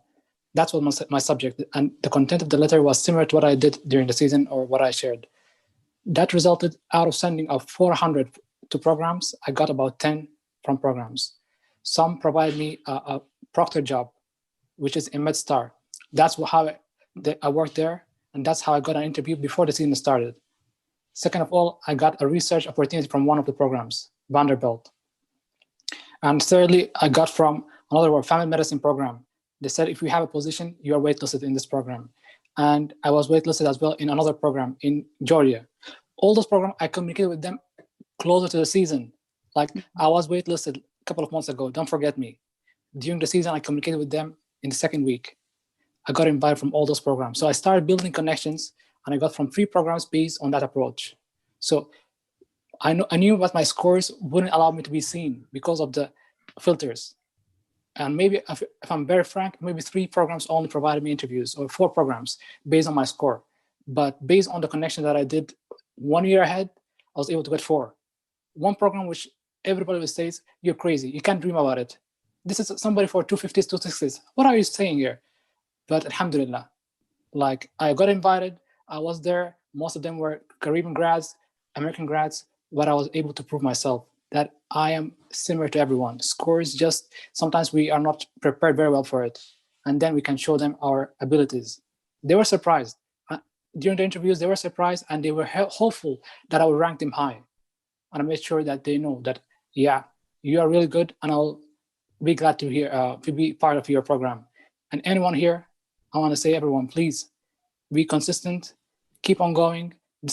It's possible, really. It's not impossible. Even with low scores, multiple red flags, it is possible. But we need to start right now and make sure the most important factor is clarity of the mind. Our mind should be clear. Then we can have the strategies and the planning process. This is very important. And please, if you feel you want to speak with me at any time to prepare the strategies or anything, I'm ready to speak at any time. We can prepare everything, and hopefully you'll match within the next couple of weeks, because always there's positions in New York and different locations, and send them emails. It will open positions and hopefully everything. I wish you all the best and thank you. Thank you so much. Thank you so much, Mulham. Go ahead, Dr. Nader, please. I think Khalid wants to add something. Yeah, I Or just want someone, Brian. to I Okay. want to mention, sorry, the point that Mulhim mentioned. I have two friends. One of them match in May, and one of them match beginning of July. There were some people they can't make it for different reasons. So just like keep looking here and there, and be ready, and put all your documents in one folder, like to send it as soon as possible. And good luck, everyone. Thank you. Thank you. Yeah, I would like to. I will like second on what Mulham said. Um, when I received my first interview, that was like 3 days after submitting my application, and I was surprised, like why they are an interview, because on that day when I looked on Facebook, all people who received that interviews were like had a great scores, 240s, 250s, and so I was wondering. But what I discovered recently is that I contact this program in May when I like wrote the name of the program director on my Gmail and searching for conversation between me and them. I found out that I contact him in May and asked for a vacant position. And then another tip that I did is I sent emails for programs in August. So by that time, I think you will get always a good reply from them, because I just think like they read that emails.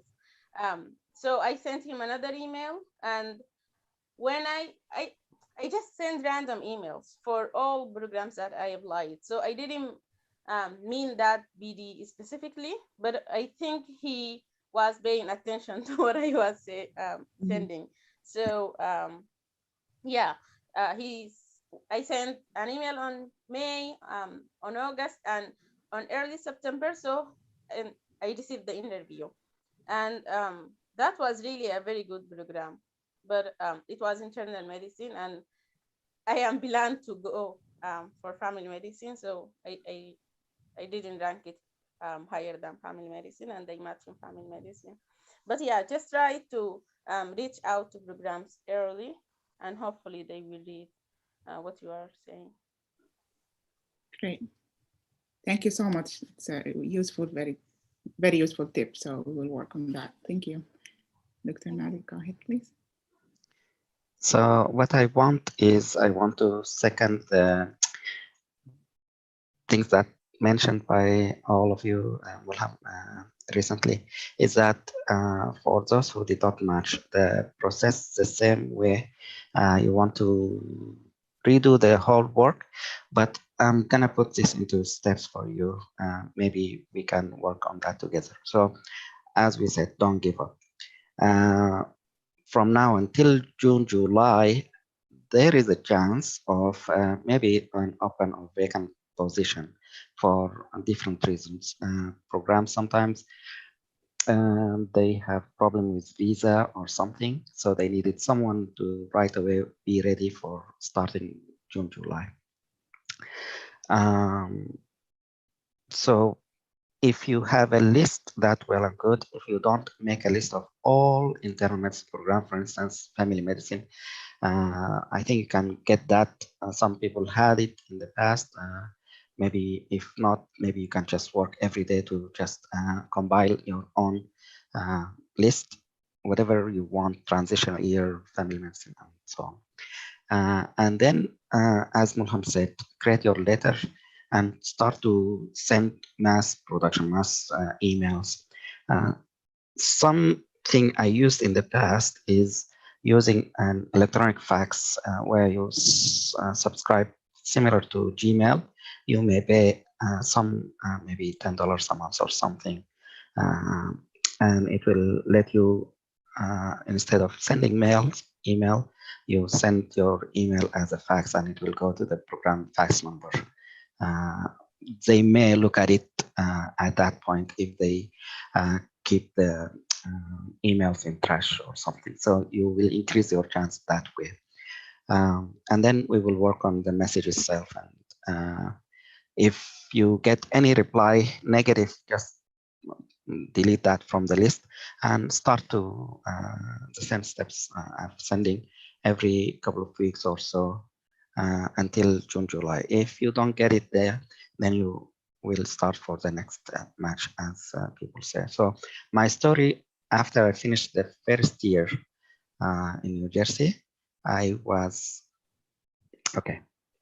promised a position in neurology, but for some reason they didn't give me that position in the early May, June time. So I had to decide what to do next. So I thought maybe I will go for internal medicine specialty. So I wrote this email. I collected all internal medicine programs emails. That was 2008. And I highlighted the main keywords that the program director might be interested in. So I want them to know that I finished the first year, or I'm finishing, and I'm ready for the next position. This one was addressed for neurology, but I did the same for internal medicine. And out of this, let's say 250 or something, I got positive replies. Two of them, one of them here in Michigan, one in Tennessee.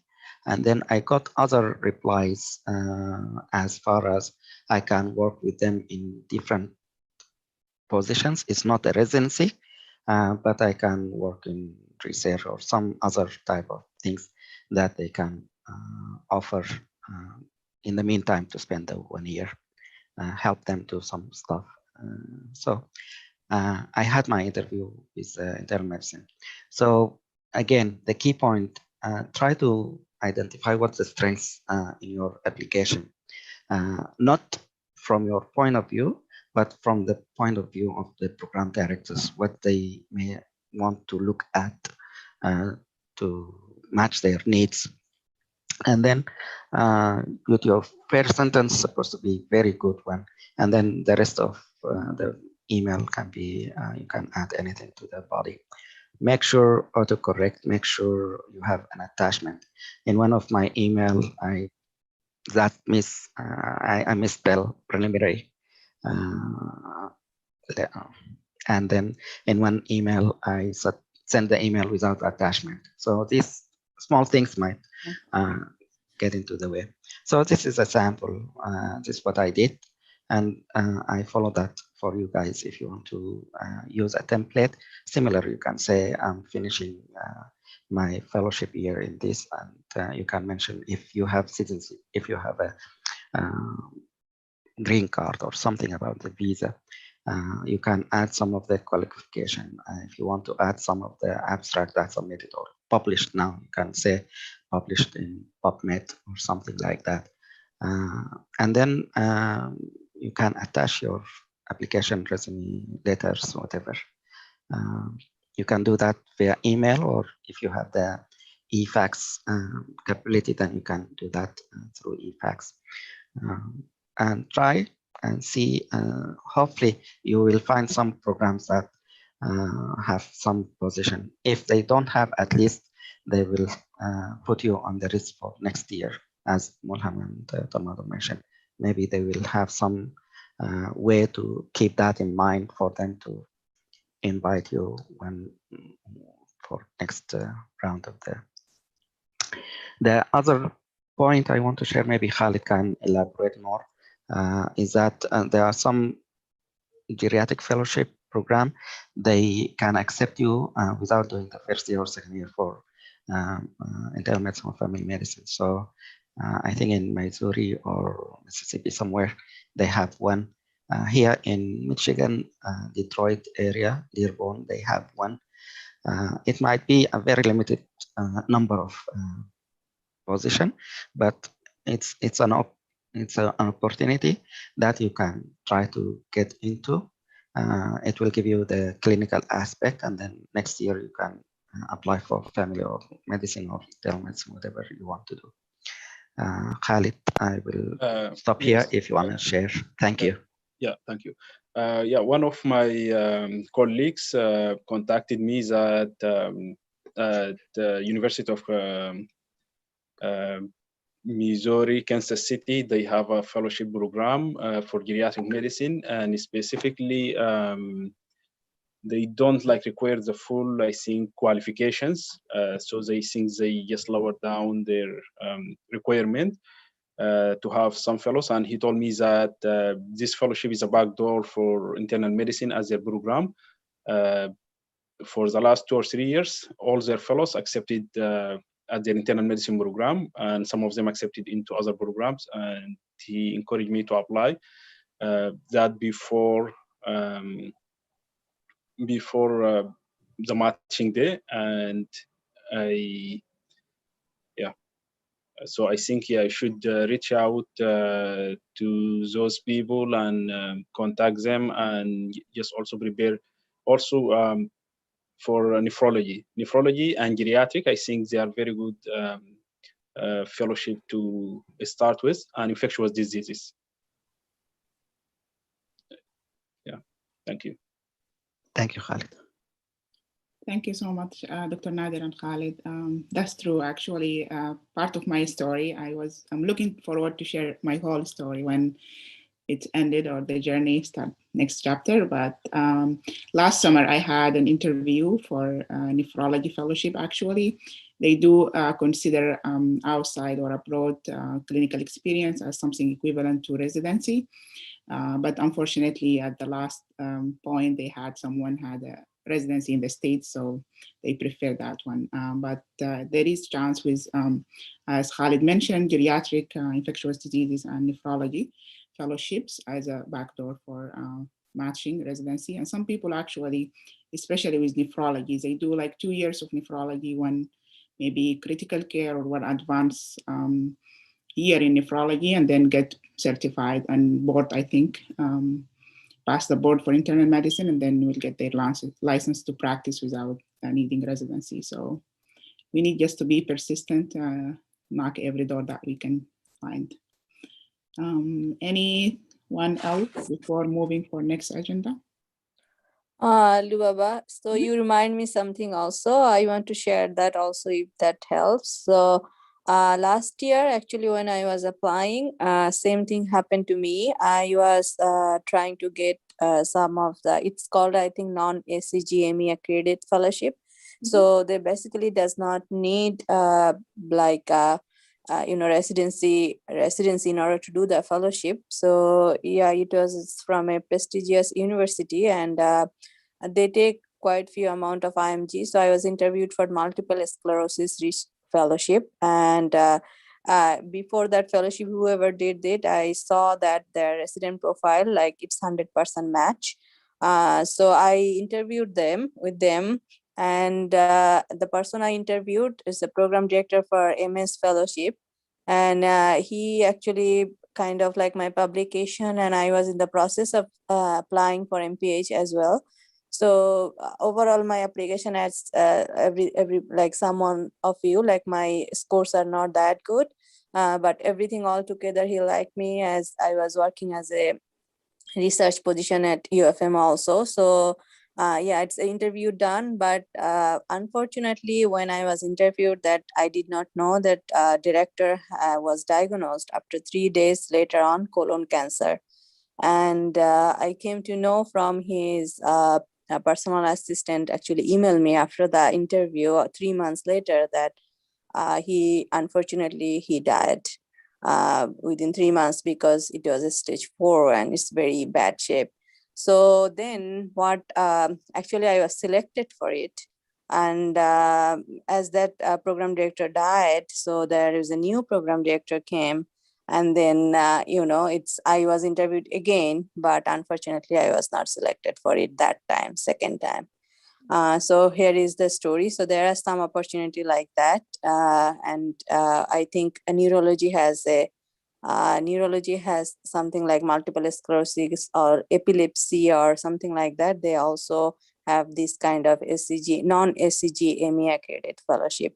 And I think Dr. Nadi did something like that because when I mean, I think it's a coincidence. I was trying to read a paper about papillary thyroid carcinoma from my work, and I saw Dr. Nadir. He was in that book chapter or something. I think that's the thing he was talking about. So anyway, like I just want to share that also. Thank you, everyone. Thank you so much, Somi. I always think about that chance that, yeah, I was sad because they really assured me that I am going to start with them very soon, but someone just came and took the position. But when I think about it now, like I wouldn't be here if I joined that program. So I'm fortunate to have this opportunity and be with you and know all of you. So thank you everyone for the input. I think we are ready to talk about next week agenda. Any suggestion? I think we're going to continue with the critical appraisal, and I'm open for any suggestion for next week.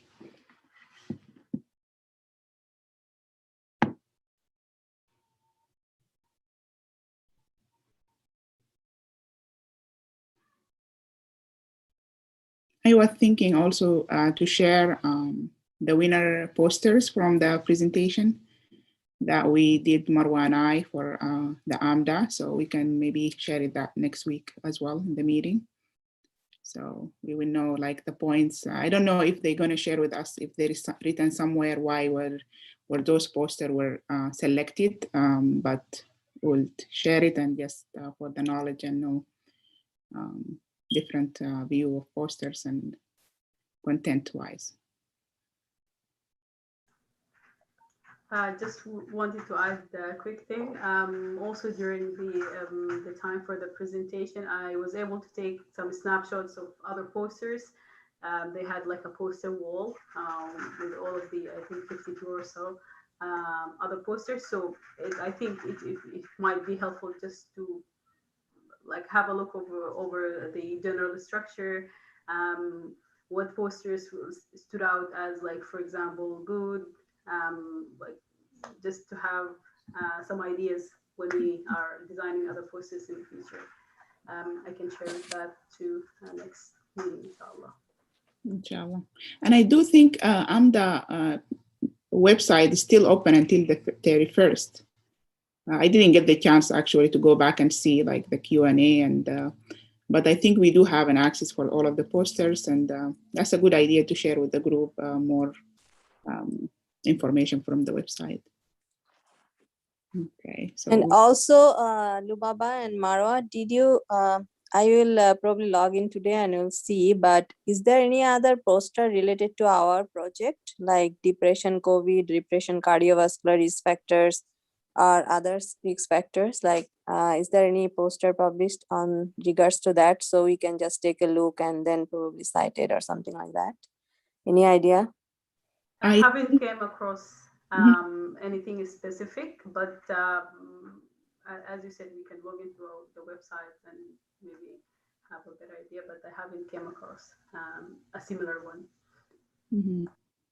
Yeah, that reminds me, actually, I did see one of the posters discussing, I think, similar to the depression, but like maybe it could be a really good thing to look at. It's like how to support senior residents or like home nursing resident during this kind of situation, like lockdown. And it's kind of the same idea of the depression, but I will be happy to share that. I forgot the exact title of the poster, but I will share that next week, inshallah. Thank you, Lubaba and Marwa.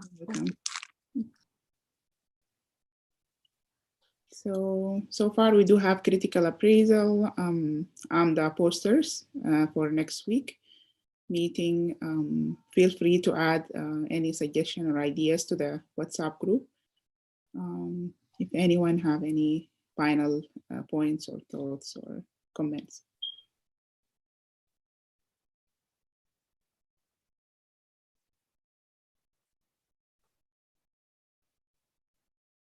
Should I count? Ali raised his hand. Oh, okay. Sorry, I'm not able to see. Go ahead, Ali, please.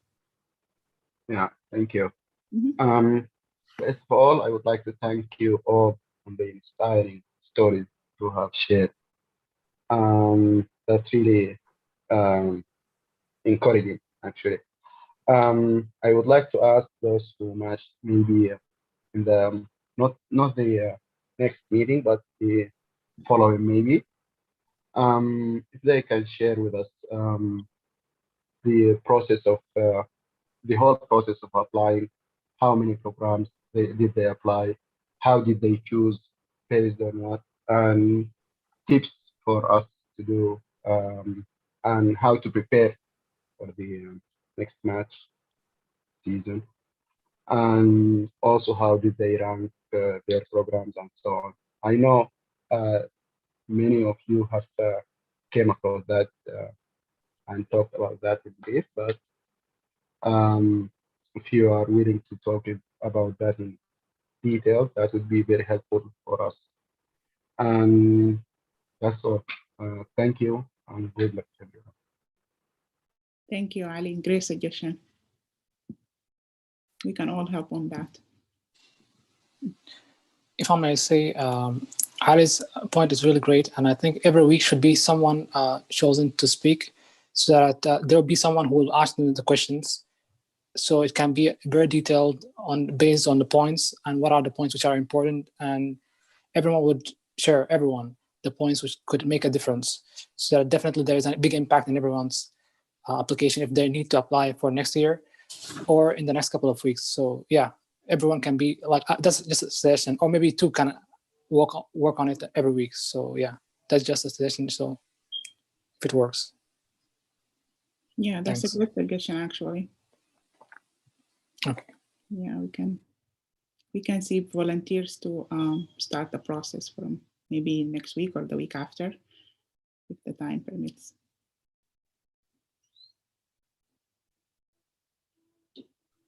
Any other comment, question? I just want to thank everyone and congratulations, and I wish you good luck for the others. Thank you, Lubaba, for leading the meeting. And I just want to make sure we are not missing anything. For the next meeting, do we know who is gonna lead, and are they ready? I think Marwa. Marwa is next week. Will be next week. If you have question, now you have the pro, Ali, Lubaba, and Khalid. They run the meeting before, so I don't anticipate anything. So if you can just work with Lubaba, set the agenda, and with the WhatsApp group, you can see if there is anything else to be added. To the last point, so we need a volunteer who can share the story in detail, and maybe a volunteer to pinpoint some questions, unless Marwa wants to take that role during the meeting as well.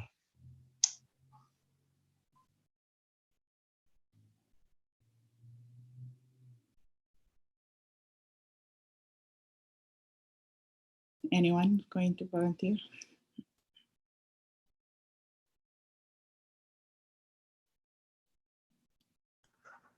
Sorry, I'm not sure if I got the last point clearly. Will I be leading the next meeting, or Yes. I was trying to look actually for Sumi for the posters, and so I apologize. I didn't catch that point. For next. Okay. You assigned for next week as the Okay. meeting leader. Okay. If you don't mind.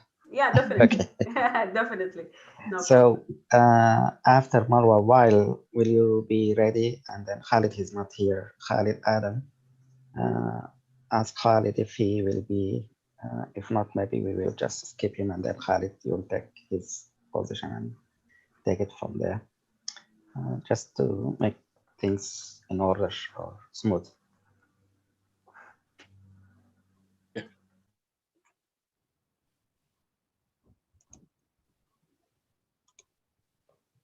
We were looking for a volunteer for application process as suggested by Ali.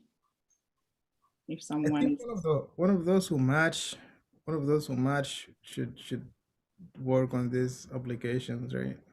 Because they No problem. Is it like a slideshow or just tips? Like I like don't know. Ilham said, like it's the strategies. Like it's not the application itself, the whole strategy, what you should do next, and then involve the applications, the program search. I You see. guys done Okay. that. So I think this is very variable, but I can share specific points and general points and specific points from my experience. So no problem, definitely. sounds good. Now you have the money and you'll be leading the meeting next week. Yep. So now Mara have the money and power and everything, Mara. Mashallah. Yeah. So I want just to share with you, not a funny, but some.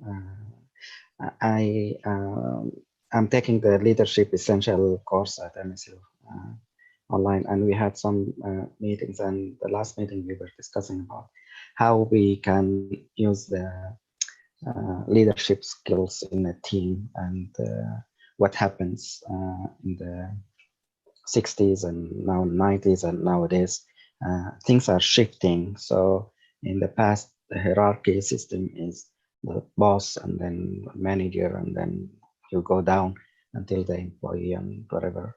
And I think that's also in the medical environment, or the attending, the fellows, and then resident medical student maybe. But I think the approach is to distribute not the power, but the delegation and the roles, so that everyone can contribute in some way, form, or shape to the whole objective of the goals of the organization. That could be a very new student or resident because they have their experience in that area. Let's say you did research work and now you have experience with SPSS, how to use the test and so forth. So this experience will help the whole team achieve something.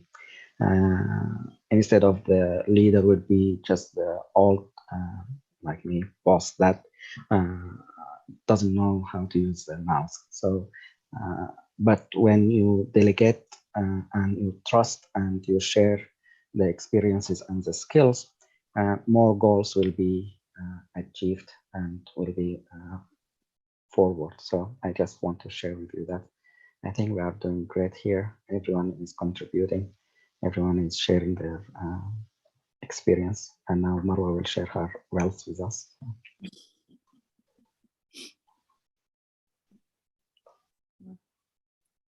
So